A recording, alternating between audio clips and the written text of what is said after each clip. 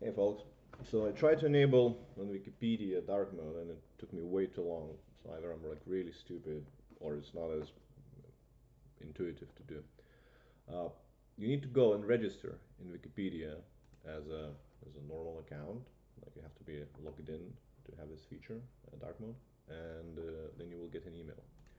And before you go ahead with the settings, you need to confirm the email that that you are registered. If you don't confirm it, it's not going to work. The option is not going to appear. Then you go to preferences, here, preferences. In preferences, you go to the gadget, and there should be a gadget, just named dark mode here.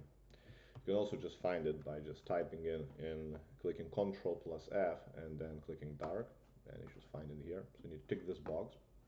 Once you're done with that, you have to get out of here, right? Because if you're not going to be able to see it, but once you're out of there, right? Oh, Bob looks nice. You're gonna get here an option for dark mode, and when you click it, it's gonna switch it to the dark mode. So yeah, it took me quite a while. It's embarrassing, but I hope this helps you. Have a great day.